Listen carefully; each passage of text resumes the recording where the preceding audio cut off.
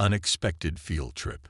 The sleek, silver spacecraft hovered silently above the lush canopy of the Amazon rainforest. Inside, a diverse group of alien students from across the galaxy fidgeted nervously, their varied anatomies, from gelatinous blobs to crystalline structures, all displaying signs of anticipation and unease. Professor Zix Delta, a tall, willowy being with iridescent skin and 4 arms, stood at the front of the group. Her large, compound eyes swept over her students as she adjusted the universal translator at her throat. "Attention, class," she began, her voice a melodious trill. "Welcome to Earth, a Class 3 planet in the unfashionable western spiral arm of the Milky Way. As you know, this is a rare opportunity granted by the Galactic Council for Scientific Research. We are here to study what the locals call insects, a group of invertebrates that have dominated this planet for hundreds of millions of years." A tentacled student near the back raised an appendage. "Professor, why are we studying such primitive life forms? Surely there are more advanced species worthy of our attention." Professor Zix Delta's skin rippled with amusement. "Ah, Gloop 7, that's precisely the attitude I hope to challenge during our field trip. Never underestimate a life form simply because it appears primitive. Earth's insects have survived multiple mass extinction events and continue to thrive. They may well teach us something about resilience and adaptability." The students exchanged skeptical glances, their various sensory organs conveying disbelief and mild disdain. "Now let's review our safety protocols," the professor continued. "Remember, we're here to observe only. No interaction with the local sentient species, humans, is permitted. Your exosuits will protect you from the planet's atmosphere and most physical threats. However, stay alert. Earth's biodiversity is vast and not fully cataloged." As the professor detailed the mission parameters, a crystalline student named Prism 8 leaned towards his amorphous classmate, Blob 23. "Can you believe we're wasting our time on this backwater planet?" he whispered, his facets glinting with derision. "I heard the dominant species here still uses combustion engines." Blob 23 rippled in agreement. "I know, right? This field trip is going to be so boring. Wake me up when we're studying something cool, like quantum singularities or dark matter manipulation." Little did they know how wrong they were. The spacecraft's doors hissed open, and a wave of humid, oxygen-rich air washed over the alien students. Despite their exosuits, many recoiled at the unfamiliar sensations bombarding their senses. "Single file, please," Professor Zix Delta called out, leading the way down the ramp. "And remember constant scanner readings. We want to document everything." As the alien students took their first steps onto Earth soil, the cacophony of the rainforest enveloped them. Birds sang, monkeys chattered, and a symphony of unseen creatures filled the air with a wall of sound unlike anything they had ever experienced. By the galactic core, breathed Antenna 12, a student with long, quivering feelers. "It's so alive." Professor Zix Delta beamed, her skin glowing with excitement. "Indeed it is. This planet teems with life in a way few others do. Now let's begin our search for insects. Keep your eyes, or equivalent sensory organs, peeled." The group moved deeper into the forest, their various appendages brushing against ferns and vines. Holographic displays flickered to life around each student, cataloging the overwhelming biodiversity surrounding them. Suddenly, a tiny creature buzzed past Prism 8's face. He jerked back, nearly colliding with Blob 23. "What was that?" he exclaimed, his crystalline structure vibrating with alarm. The professor's eyes lit up. "Excellent. That, students, was your first encounter with a flying insect, specifically a species of mosquito. These tiny creatures have been the bane of larger life forms on this planet for millennia." Gloop 7 snorted, his tentacles curling dismissively. "That insignificant speck hardly seems worthy of notice, let alone study." As if in response to the aliens' disdain, a swarm of mosquitoes descended upon the group, the air filled with their high-pitched whine as they probed and prodded at the students' exosuits. Fascinating, Professor Zix Delta murmured, seemingly oblivious to the discomfort of her students. These insects are drawn to the carbon dioxide we're exhaling. Their ability to detect and hone in on potential food sources is remarkably efficient. The students swatted and flailed, their earlier bravado evaporating in the face of the relentless tiny attackers. But they're so small. Prism 8 wailed, his facets clouding with distress. How can they be this annoying? Size isn't everything in nature, the professor replied sagely. These mosquitoes have evolved over millions of years to be perfectly adapted to their ecological niche. Some species can even transmit diseases, making them one of the deadliest creatures on this planet in terms of impact on other life forms. This revelation sent a ripple of unease through the group. The idea that something so small could be so dangerous challenged their preconceptions about power and threat in the natural world. As they continued their trek, the alien students encountered more of Earth's insect life. They marveled at the intricate architecture of a termite mound, standing taller than some of the students themselves. They watched in fascination as leafcutter ants marched in organized columns, each carrying a piece of leaf many times its size. The collective intelligence demonstrated by these social insects is remarkable, Professor Zix Delta explained. Some scientists argue that an entire colony functions as a sort of superorganism, with a level of complexity that rivals that of many sentient species. Blob 23 oozed closer to examine a line of ants.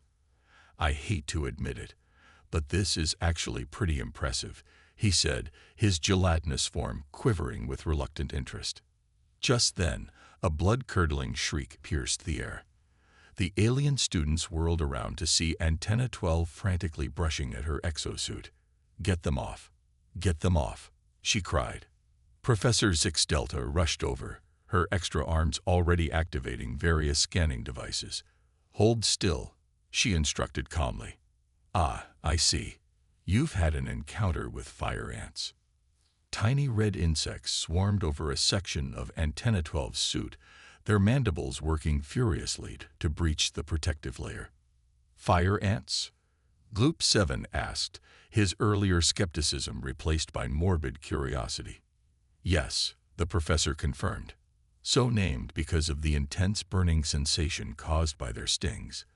These insects are known for their aggressive defense of their territory and their ability to work together to overcome much larger threats."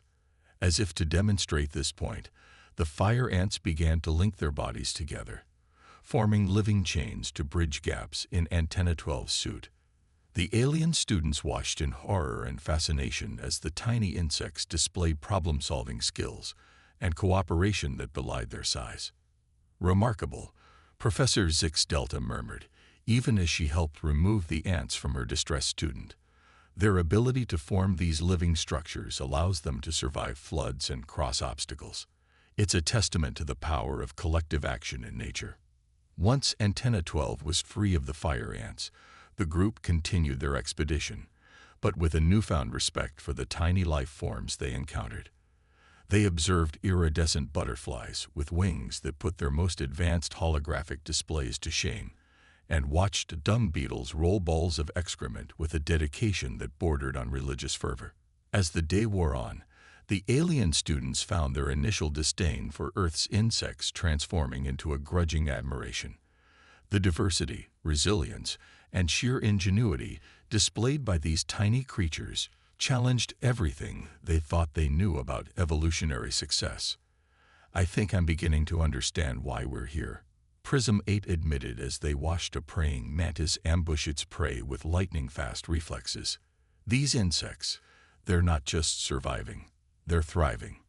And they've been doing it for far longer than many of the so-called advanced species we studied. Professor Zix Delta's skin glowed with pride. "Exactly, Prism 8. That's the lesson I hope you would all learn. Life finds a way to adapt and persist, often in the most unexpected forms.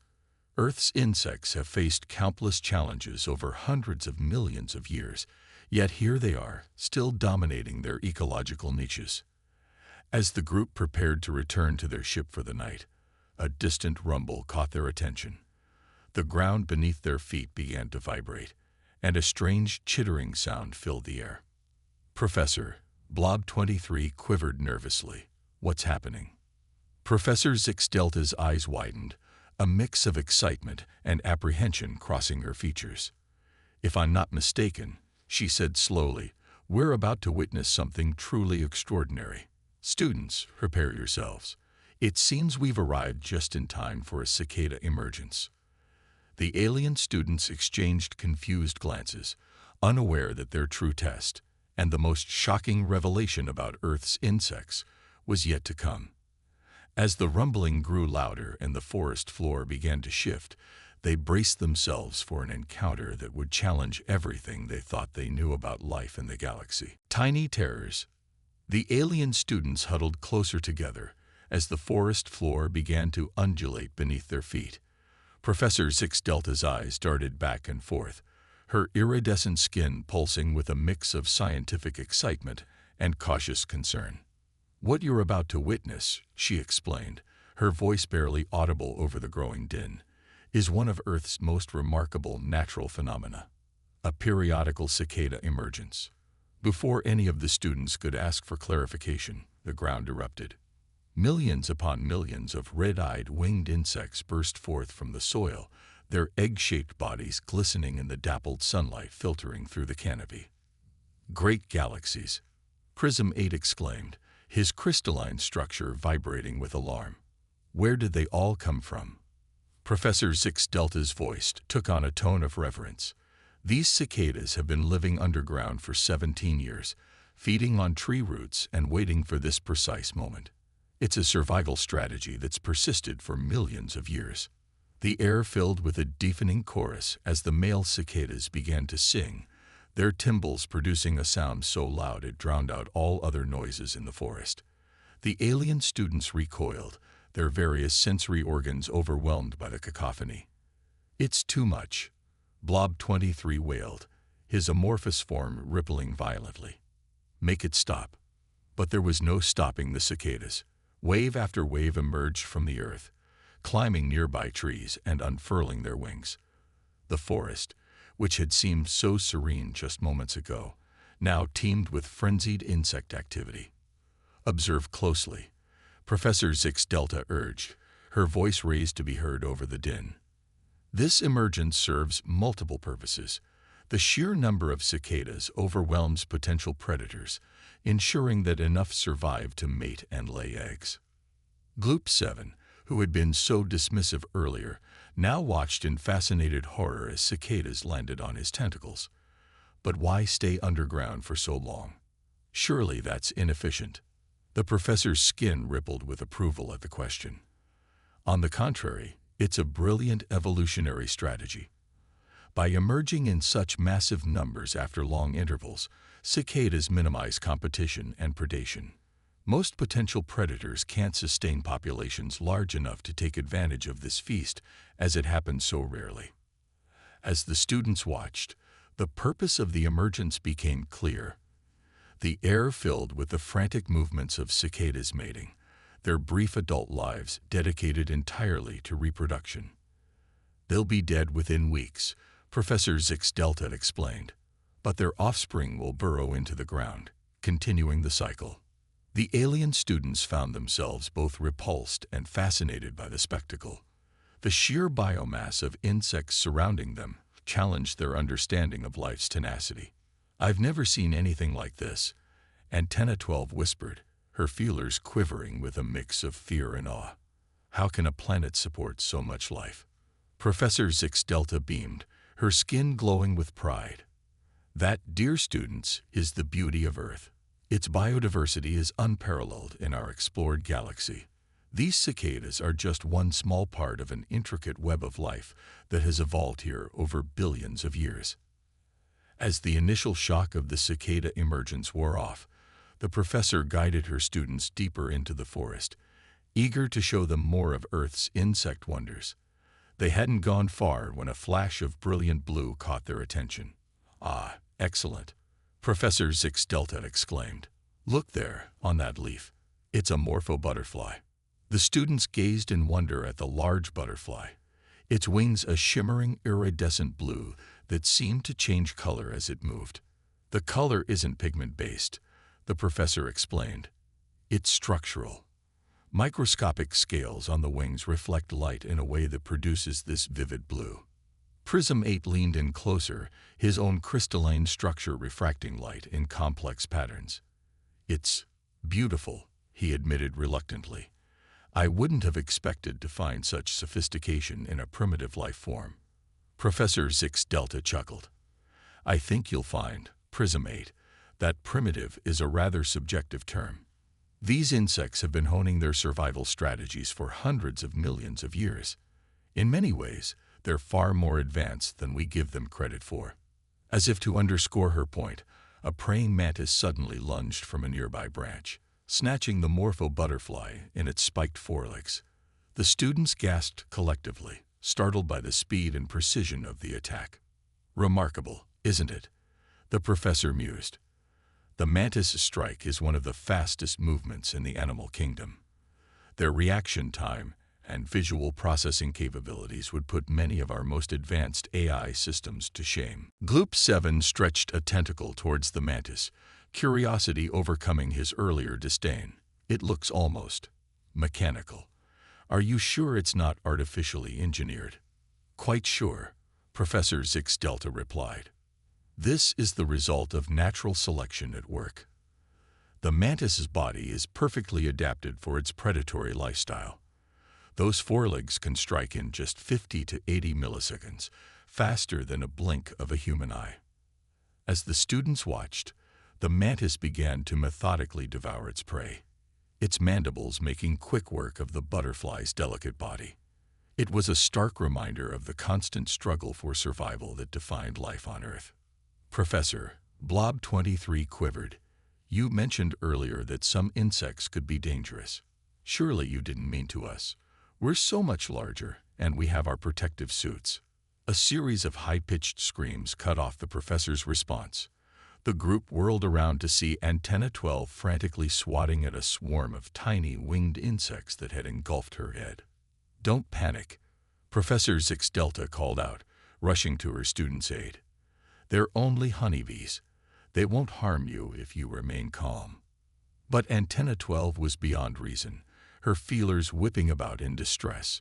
In her panic, she stumbled backwards, crashing into a tree. A loud crack resonated through the forest, followed by an ominous buzzing that grew louder by the second. The professor's eyes widened in alarm. Everyone, back away slowly, she instructed, her voice tense. I'm afraid we've disturbed a hive of Africanized honeybees. Africanized?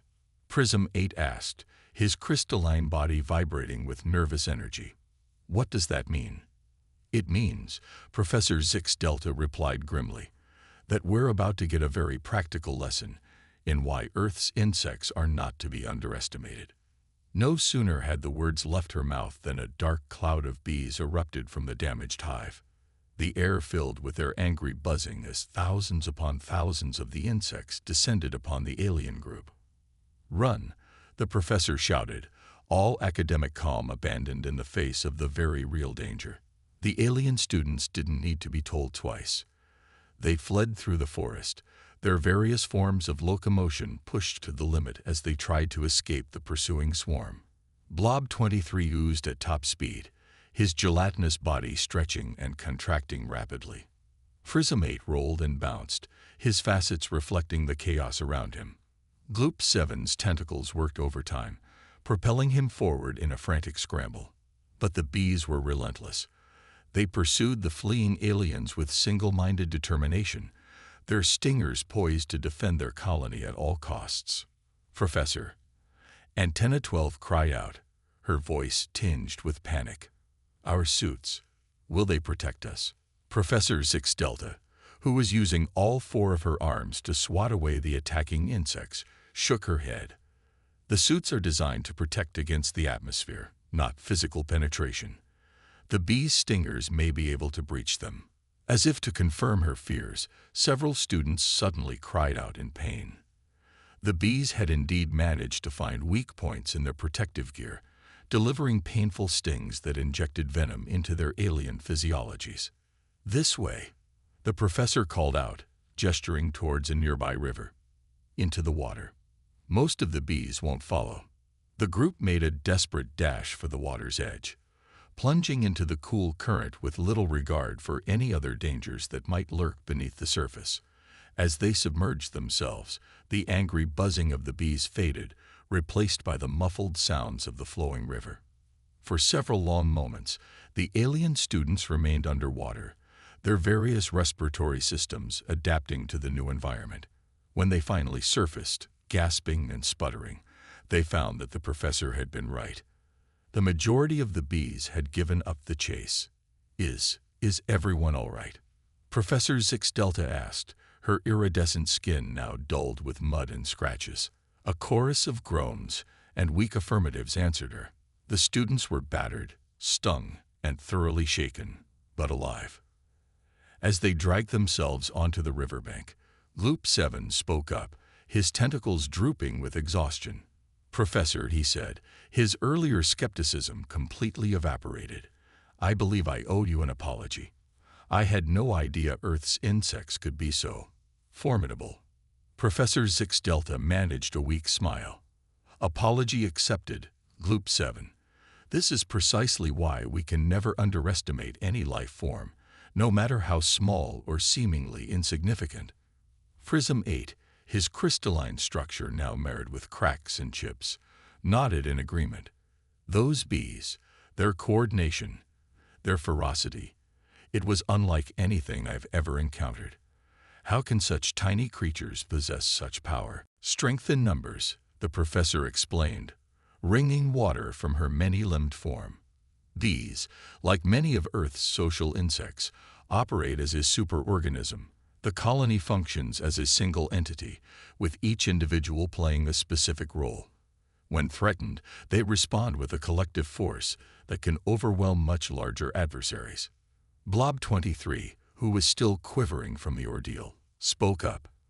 "But Professor, if Earth's insects are this dangerous, how do the local sentients, the humans, manage to survive here?" A thoughtful look crossed Professor Zix Delta's features. "An excellent question, Blob 23. The relationship between humans and insects is a complex one. While insects pose significant challenges, spreading diseases, destroying crops, and occasionally attacking in swarms, as we've just experienced, humans have also learned to coexist and even benefit from many insect species." The professor went on to explain how humans had developed various strategies to deal with insect threats, from protective clothing to chemical repellents. She also touched on the vital roles insects played in Earth's ecosystems, from pollination to decomposition. As the battered and humbled group of alien students listened to their professor, a new respect for Earth and its tiny inhabitants began to take root. They had come to this planet expecting to find primitive, insignificant life forms. Instead, they had encountered a world of complexity, danger, and wonder beyond anything they had imagined.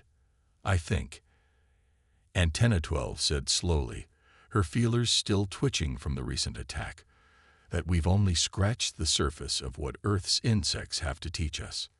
Professor Zix Delta beamed with pride, her skin beginning to regain its iridescent glow. "Precisely, Antenna 12. And we're just getting started. There's so much more to explore and learn." As the group began to make their way back to their ship for some much-needed rest and repairs, they couldn't help but cast wary glances at the forest around them.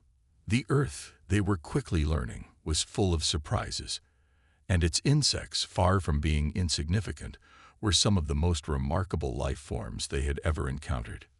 Little did they know, their most extraordinary encounters with Earth's insects were yet to come. As they retreated to the safety of their ship, the forest around them buzzed with life, holding secrets and wonders that would challenge everything they thought they knew about the nature of life in the universe. Swarm intelligence. The alien students huddled inside their spacecraft, licking their wounds, both literal and metaphorical, after their harrowing encounter with the Africanized bees. Professor Zix Delta moved among them, administering antivenom, and repairing damaged exosuits. "I hope this experience hasn't discouraged you," she said, her voice gentle but firm. "Remember, the purpose of our expedition is to challenge our preconceptions about life in the universe." Prism 8, his crystalline structure still showing hairline fractures from their earlier ordeal, spoke up. "Professor, I must admit, I'm both terrified and fascinated. How can such small creatures possess such intensity?" The professor's skin rippled with approval. "An excellent observation, Prism 8. Earth's insects have evolved over hundreds of millions of years to become incredibly efficient at survival. Their small size, far from being a disadvantage, allows them to exploit niches that larger organisms cannot." As the group recovered, Professor Zix Delta began to outline their next excursion. "Today, we're going to witness something truly remarkable. A demonstration of swarm intelligence that might challenge your understanding of consciousness itself." The students exchanged nervous glances, but their curiosity was piqued. Even Gloop 7, who had been the most skeptical at the start of their trip, found himself eager to learn more. As they prepared to disembark, the professor issued a stern warning. "Remember, our protective suits have been compromised. We must be extra cautious. No unnecessary risks. Understood?" A chorus of agreement echoed through the ship. Venturing back into the rainforest, the alien students found their senses heightened, every rustle of leaves and buzz of wings putting them on edge. But as they traveled deeper into the verdant landscape, a sense of wonder began to overtake their fear. "Look there!" Professor Zix Delta pointed with one of her 4 arms, "on that tree trunk." The students gathered around, their various sensory organs focusing on what appeared to be a living river of red and brown flowing up the tree. "Army ants," the professor explained, her voice hushed with reverence. "We're witnessing a colony on the move." Blob 23 oozed closer, his gelatinous form rippling with fascination. "But there must be millions of them." "Tens of millions, actually," Professor Zix Delta corrected. "A single army ant colony can contain over 20 million individuals, but numbers alone don't capture what makes them truly extraordinary."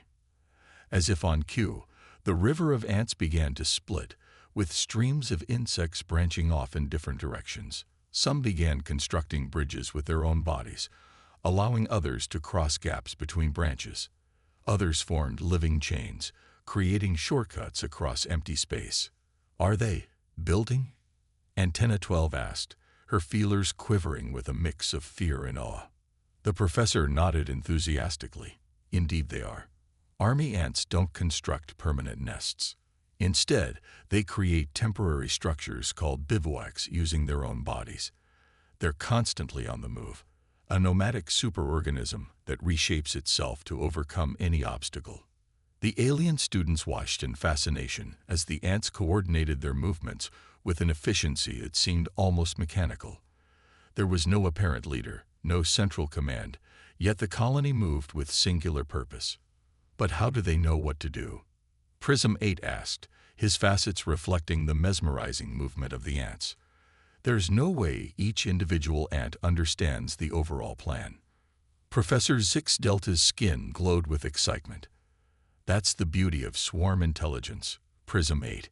Each ant follows simple rules, reacting to local stimuli and the pheromones left by its nestmates. Yet from these simple interactions emerges a collective behavior of astounding complexity." As they continued to observe, the true scale of the army ant operation became clear.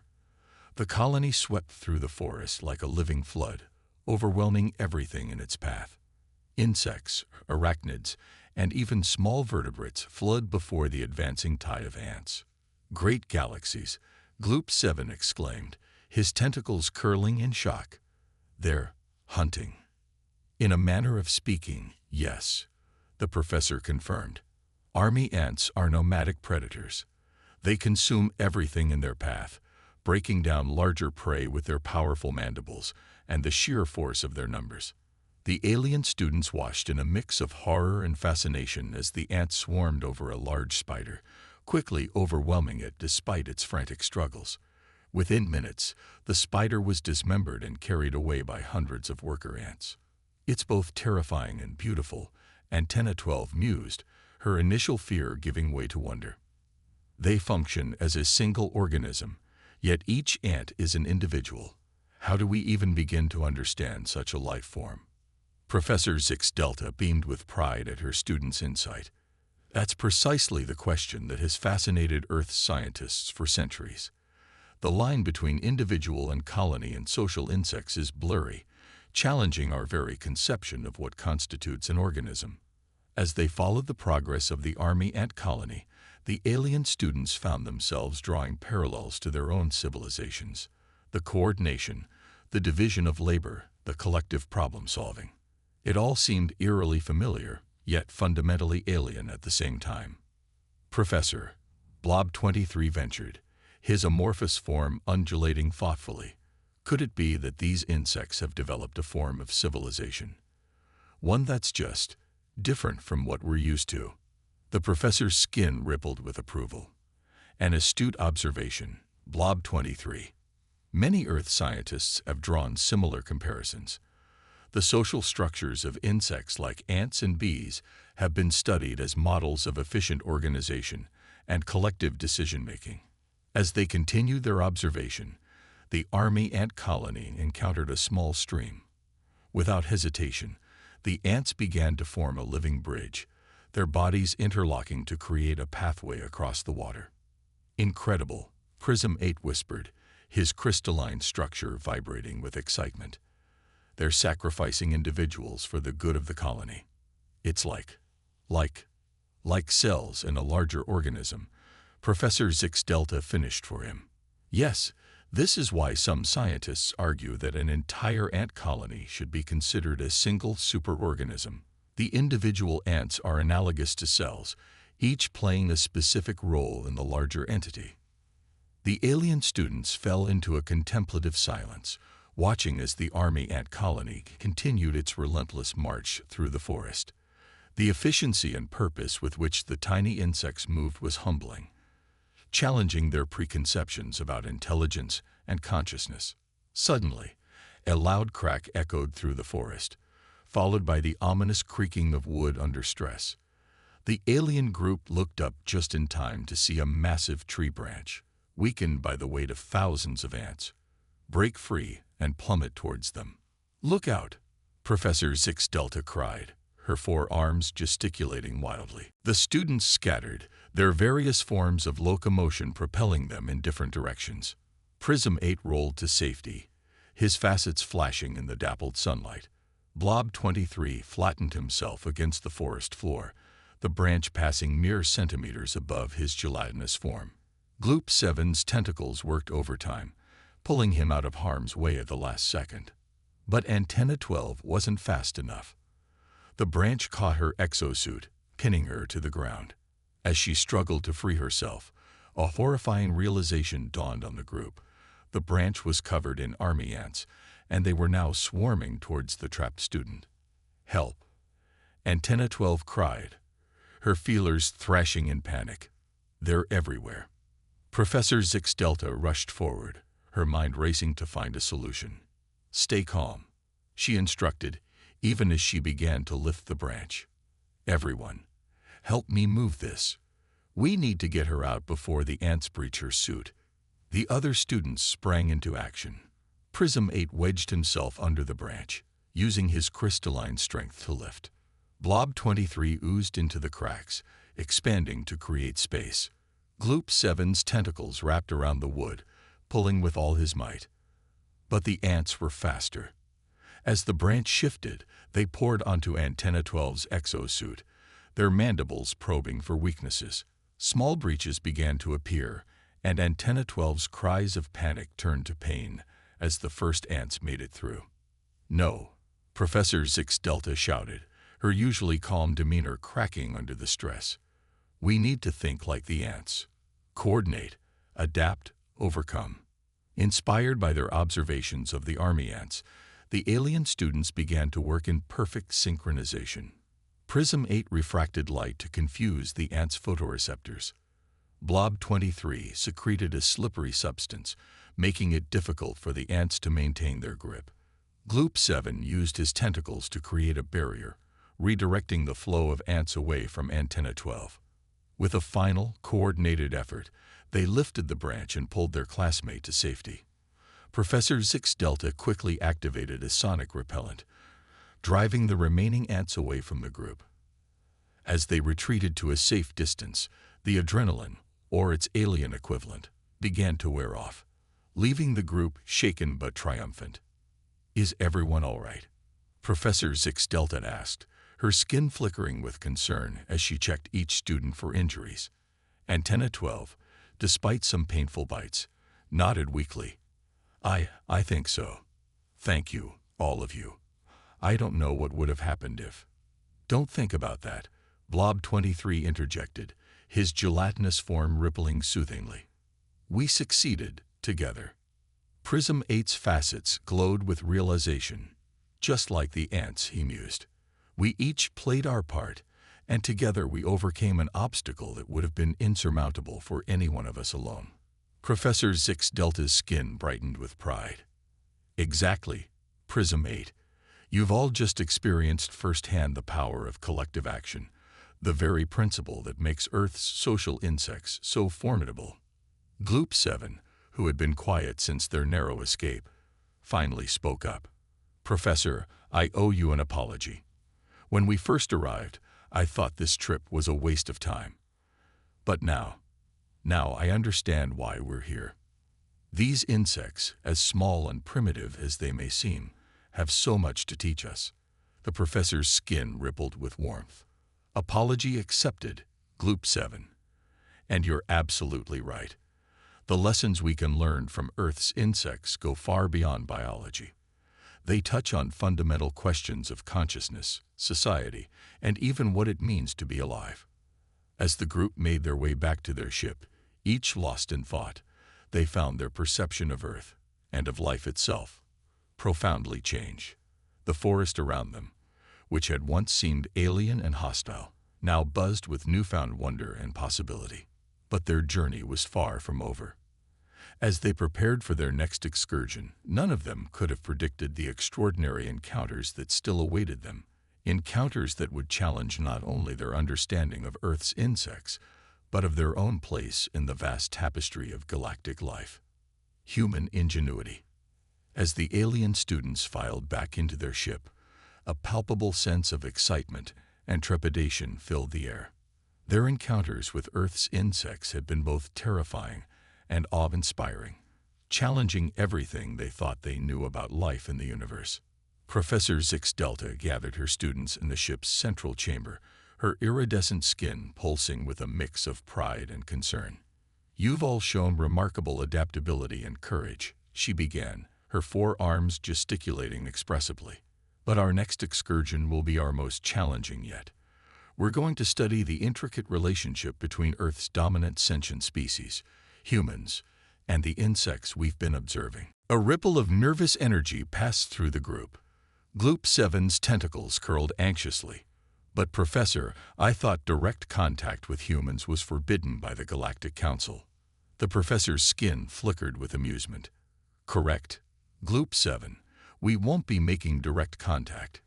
Instead, we'll be observing from a distance, using our advanced cloaking technology to remain undetected." As the ship hummed to life, lifting off from the forest floor, Professor Zix Delta explained their destination. "We're heading to what humans call an apiary, a place where they cultivate honeybees for various purposes. It's a perfect example of how humans have learned to coexist with and even benefit from insects."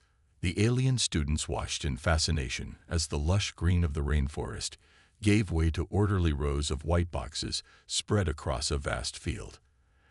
As they descended, they could see tiny figures moving among the boxes, clad in strange, bulky white suits. "Those are beekeepers," the professor explained. "The suits protect them from stings as they work with the bees. It's a remarkable example of human ingenuity. They've found a way to work alongside a species that we, with all our advanced technology, found terrifying." As they watched, one of the beekeepers gently lifted a frame from one of the boxes, revealing it to be teeming with bees. The insects swarmed over the frame, but showed no signs of the aggression the alien students had experienced earlier. "Fascinating," Prism 8 murmured, his crystalline structure vibrating with excitement. "The humans seem to have domesticated these insects." Professor Zix Delta nodded approvingly. "In a sense, yes. Humans have been keeping bees for thousands of years, selectively breeding them for desirable traits like docility and high honey production. It's a form of mutualism. Both species benefit from the arrangement." The aliens watched in awe as the beekeeper carefully brushed some of the bees off the frame, revealing perfect hexagonal cells filled with golden honey. The beekeeper then replaced the frame and moved on to the next hive, their movements slow and deliberate. "But how do they communicate with the bees?" Antenna 12 asked, her feelers twitching curiously. "How do they avoid being attacked like we were?" The professor's skin rippled with enthusiasm. "Excellent question. Humans have studied bee behavior extensively. They use smoke to calm the bees, move slowly to avoid triggering defensive responses, and even mimic the pheromones bees use to communicate. It's a delicate dance of interspecies cooperation." As they continued to observe, the alien students began to notice other insects in the fields surrounding the apiary. Butterflies and other pollinators flitted from flower to flower, while predatory insects like ladybugs patrolled the plants for pests. "This entire area is a carefully managed ecosystem," Professor Zix Delta explained. "The humans understand that bees and other insects are crucial for pollinating their crops. They're not just keeping bees for honey, they're maintaining a delicate balance that sustains their entire agricultural system." Blob 23 oozed closer to the view screen, his amorphous form rippling with curiosity. "It's like they've created a miniature version of the complex ecosystems we saw in the rainforest, but they're actively participating in it, shaping it to their needs." "Precisely." The professor beamed, her skin glowing brightly. "Humans have learned to work with nature rather than against it. It's a level of ecological understanding that many more technologically advanced species in our galaxy have yet to achieve." As they watched, a group of humans in different attire approached the apiary. They carried strange devices and began to move methodically among the hives. "What are they doing now?" Gloop 7 asked, his earlier skepticism replaced by genuine curiosity. Professor Zix Delta zoomed in on the newcomers. These appear to be scientists. They're likely conducting research on bee health, behavior, or possibly testing new methods to improve honey production." The alien students watched in fascination as the human scientists carefully collected samples, recorded data, and even gently captured individual bees for closer study. Their dedication to understanding these insects is remarkable, Prism 8 observed, his facets reflecting the scene before them. "It's almost as if they view the bees as partners rather than just a resource to be exploited." The professor nodded approvingly. "That's a keen observation, Prism 8. Many humans have come to understand that their own survival is intricately linked to the health of insect populations. They're not just studying bees for the sake of honey production, but to ensure the overall health of their ecosystems." As they continued to observe, the scene suddenly changed. A loud buzzing filled the air, and the beekeepers began to move with increased urgency. "What's happening?" Antenna 12 asked, her feelers quivering with tension. Professor Zix Delta leaned forward, her eyes widening. "I believe we're about to witness a swarm." Sure enough, a dark cloud began to form above one of the hives. Thousands of bees poured out, swirling in the air in a mesmerizing display. "Are they attacking?" Gloop 7 asked, his tentacles curling defensively at the memory of their earlier encounter with bees. The professor shook her head. "No, this is different. When a honeybee colony becomes too large, it divides. The old queen leaves with about half the worker bees to establish a new colony. This is called swarming." The alien students watched in awe as the swarm coalesced into a single pulsating mass on a nearby tree branch. The beekeepers and scientists, far from fleeing, approached the swarm with purposeful calm. "Incredible," Blob 23 murmured. "They're not afraid at all." They understand the bees' behavior, Professor Zix Delta explained. This is a crucial moment for the beekeepers. If they can capture this swarm, they'll be able to start a new hive. The aliens observed as the humans carefully positioned a new hive box near the swarm. With skilled movements, they gently encouraged the bees to enter their new home. The humans are working with the bees' natural instincts, the professor continued. They're providing a suitable home at just the right moment. It's a delicate balance of understanding insect behavior and applying human ingenuity.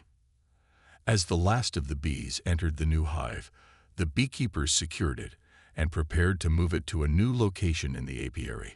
The entire process had been carried out with a level of skill and understanding that left the alien students in awe. I never imagined that humans, with their limited technology, could work so harmoniously with a species we found terrifying, Prism 8 admitted, his crystalline structure humming with admiration. Professor Zix Delta's skin rippled with satisfaction. This is why first-hand observation is so crucial in xenobiology. We must never underestimate a species based on their level of technology alone. Humans have developed a profound understanding of their world through millennia of coexistence with other species. As the excitement of the swarm capture died down, the professor directed the students' attention to another part of the farm.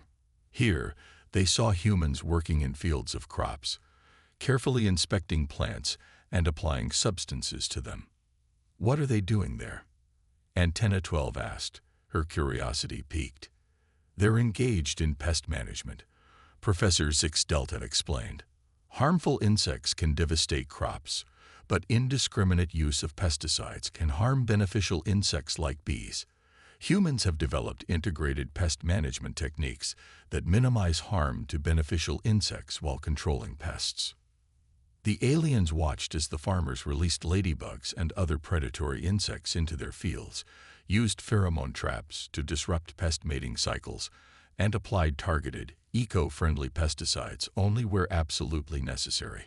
"It's a complex dance," the professor continued. "They're constantly balancing the needs of their crops, the health of beneficial insects, and the control of pests.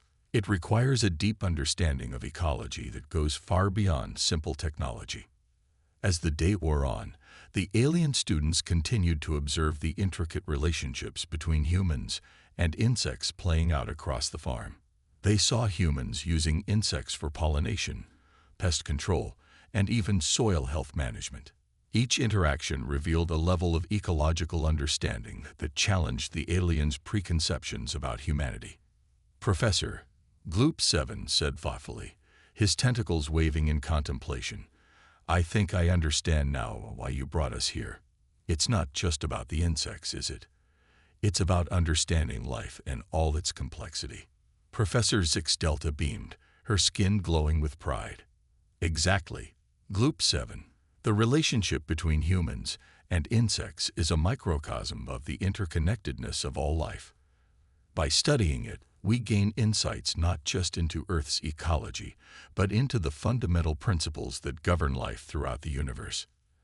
As the sun began to set, casting a golden glow over the farm, the alien students found themselves profoundly moved by what they had witnessed. The harmony between humans and insects, the delicate balance of ecosystems, and the ingenuity with which humans navigated these complex relationships. It all spoke to a level of wisdom that transcended mere technological advancement. "I think," Prism 8 said slowly, his facets reflecting the setting sun, "that we've been too quick to judge species based on their technological achievements. There's so much more to intelligence and advancement than we realized." The other students murmured in agreement, each lost in their own thoughts about the implications of what they had learned. As they prepared to return to their base camp in the rainforest, Professor Zix Delta addressed her students one last time. "Tomorrow, we'll conclude our field trip with one final excursion.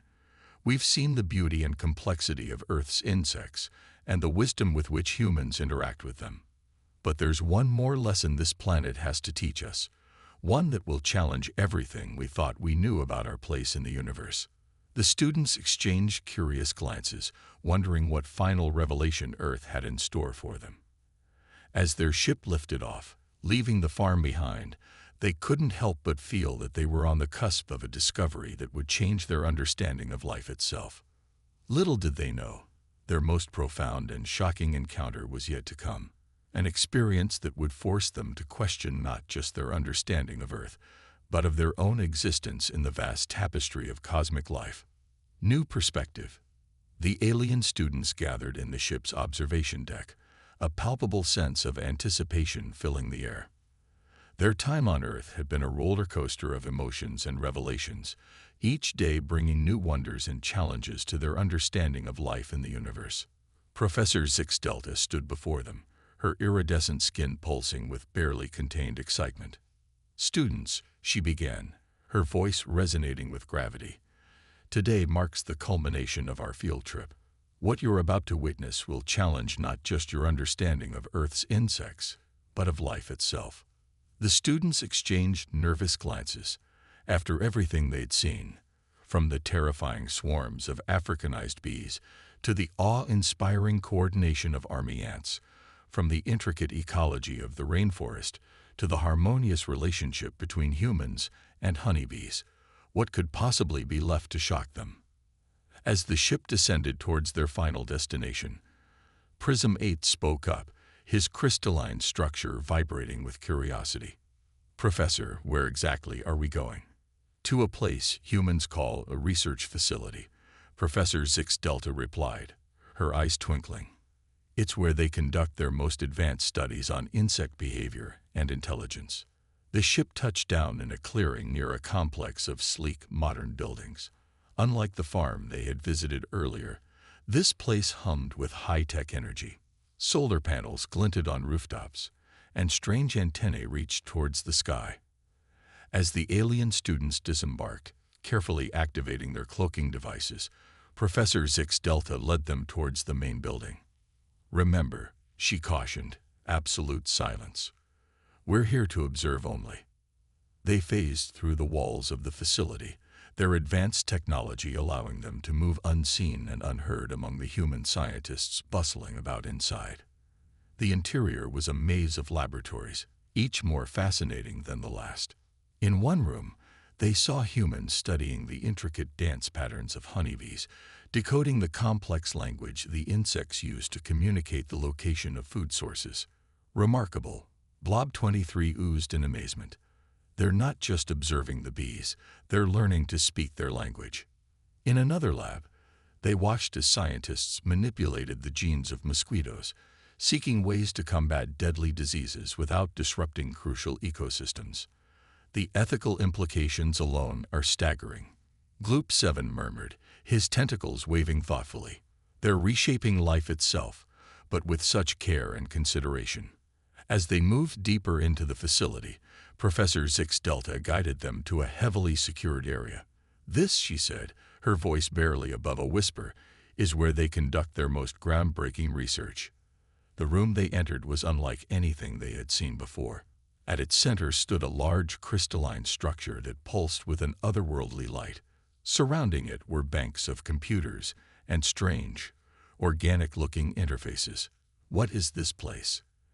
Antenna 12 asked, her feelers quivering with a mix of fear and excitement. Before the professor could answer, a group of human scientists entered the room. The aliens froze, their cloaking devices humming silently as they pressed themselves against the walls. The lead scientist, a stern-looking woman with graying hair, approached the central crystal. "Initiate contact," she commanded. To the aliens' amazement, the crystal began to glow brighter, and a swarm of what looked like fireflies emerged from hidden chambers, swirling around the room in intricate patterns. "Are those insects?" Prism 8 asked, his facets refracting the bioluminescent light. Professor Zix Delta's skin rippled with intensity. "Watch closely," she whispered. The swarm of glowing insects began to coalesce, forming shapes and patterns in the air. To the alien's shock, these patterns began to resolve into recognizable symbols, mathematical equations, chemical formulas, and even what looked like star charts. Great galaxies. Gloop 7 gasped. His earlier skepticism completely evaporated. They're communicating. But how? Why? The lead human scientist spoke again, her voice filled with a mixture of awe and professional detachment. The hive mind is stable. Proceed with the quantum entanglement test. At her words, the crystal pulsed again, and the swarm of insects rearranged itself into a complex, three-dimensional structure that seemed to defy the laws of physics as the aliens understood them. Professor Zix Delta turned to her students, her eyes wide with excitement. What you're witnessing, she explained in a hushed tone, is the result of millions of years of evolution, culminating in something beyond our wildest imaginations. She gestured towards the swarm. These insects are not just intelligent. They're a collective consciousness capable of perceiving and manipulating quantum states. They exist simultaneously in multiple dimensions, allowing them to solve complex problems that would be impossible for even our most advanced computers. The alien students watched in stunned silence as the human scientists continued their work, asking questions that the insect swarm answered through increasingly complex displays of light and motion. But how is this possible? Antenna 12 asked, her voice trembling. How could we not have known about this? Professor Zix Delta's skin pulsed with a mix of excitement and humility. Because, dear students, we made the same mistake that so many advanced civilizations do. We assumed that intelligence and consciousness could only exist in forms familiar to us. These insects, which we dismissed as primitive, have evolved a type of hive mind that transcends our understanding of individual consciousness. As they continued to observe, the implications of what they were seeing began to sink in. These insects weren't just solving complex problems. They were offering insights into the fundamental nature of the universe, insights that challenged the very foundations of the alien scientific understanding. Professor, Prism 8 said slowly, his crystalline structure vibrating with intensity, "Are you saying that these insects are more advanced than we are?" Professor Zix Delta's skin rippled with a complex mix of emotions. In some ways, yes. Their collective consciousness allows them to perceive and interact with the universe in ways we can barely comprehend. They're not bound by the limitations of individual thought or linear time. In a sense, they're closer to the fundamental fabric of reality than we are. The gravity of this revelation hit the alien students like a shockwave. Everything they had believed about their place in the universe, about the nature of intelligence and consciousness, was being challenged. Blob 23 oozed forward, his gelatinous form rippling with a newfound sense of humility. All this time, he mused, we thought we were coming to study a primitive world. But in reality, Professor Zix Delta finished for him. We were the students all along. Earth, with its incredible biodiversity and complex ecosystems, has produced forms of life and consciousness that we, in our technological arrogance, had never even considered possible. As they watched the human scientists continue their work, the alien students found themselves grappling with profound questions. If these insects possessed such incredible abilities, what other wonders might exist in the universe, unnoticed and unappreciated? How many other species had they dismissed as primitive, failing to recognize forms of intelligence different from their own? Gloop 7, who had been the most skeptical at the beginning of their journey, spoke up. Professor, he said, his tentacles waving thoughtfully, I think I understand now why the Galactic Council restricts contact with Earth. It's not to protect them from us. It's to protect us from the shock of discovering how little we truly understand. The professor nodded. Imagine if this knowledge were to spread unprepared throughout our galactic civilization. The philosophical and existential implications alone could be devastating. As their observation continued, the alien students watched in awe as the insect swarm demonstrated abilities that seemed to defy the laws of physics as they understood them. The swarm appeared to manipulate probability itself, offering glimpses of possible futures and alternate realities. They're not just solving problems, Antenna 12 realized, her feelers quivering with excitement. They're showing us the interconnectedness of all things, the underlying patterns that govern the universe. Professor Zix Delta beamed with pride at her students' growing understanding. Exactly. These insects, through their collective consciousness, have achieved a level of cosmic awareness that we can only dream of. They perceive the universe not as separate objects and events, but as a unified whole, with past, present, and future existing simultaneously. As the human scientists concluded their experiments, the insect swarm gradually dispersed, returning to their hidden chambers. The alien students remained rooted in place, their minds reeling from the implications of what they had witnessed. I don't know what to think anymore," Prism 8 admitted, his facets clouded with confusion and wonder. "Everything we believed about our place in the universe has been turned upside down," Professor Zix Delta finished for him. "And that, my dear students, is the true purpose of science and exploration. Not to confirm what we think we know, but to challenge our assumptions and expand our understanding." As they made their way back to their ship, each alien student was lost in thought, grappling with the profound implications of their discovery. The Earth, which they had initially dismissed as a primitive backwater, had revealed itself to be a crucible of cosmic consciousness, home to life forms that transcended their understanding of intelligence and awareness. Once safely aboard their vessel, Professor Zix Delta gathered her students for a final debrief.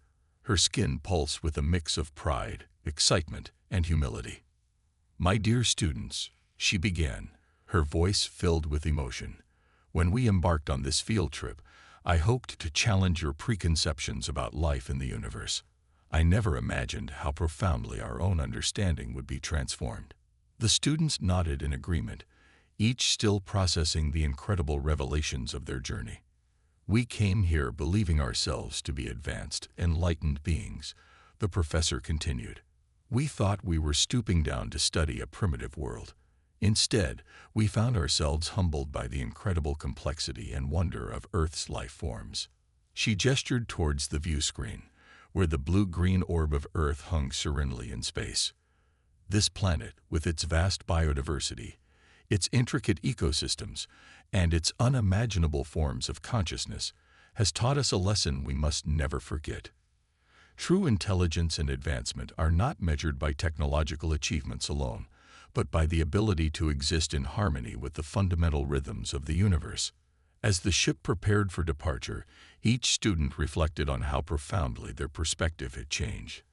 They had come to Earth expecting to find simple, primitive life forms. Instead, they had encountered beings that challenged their very understanding of consciousness and reality. Gloop 7, once the most skeptical, now spoke with newfound humility. "I think," he said slowly, "that we have a lot to learn from Earth. Not just about insects or ecosystems, but about our place in the cosmos." The others murmured in agreement. As their ship lifted off, leaving Earth behind, they knew that they were leaving as very different beings than when they had arrived. They had come seeking knowledge, and they left with something far more valuable: wisdom, humility, and a profound appreciation for the infinite diversity and wonder of life in the universe. As Earth receded in their view screen, becoming once again a small blue dot in the vast expanse of space, Professor Zix Delta offered a final thought. "Remember this moment, students. Let it remind you always to approach the universe with open minds and humble hearts. For in the grand cosmic dance, we are all students, and the universe, in all its infinite wonder, is our teacher." With that, the ship engaged its faster-than-light drive, disappearing into the depths of space. But the lessons learned on that small blue planet would ripple across the galaxy, challenging long-held beliefs and opening new frontiers of understanding. Earth, once dismissed as unremarkable, had proven to be a beacon of cosmic consciousness, a shining example of the incredible potential of life in all its forms. And somewhere in the verdant forests and bustling research facilities of that distant world, the insects continue their ancient dance, keepers of secrets that would forever change the course of galactic understanding.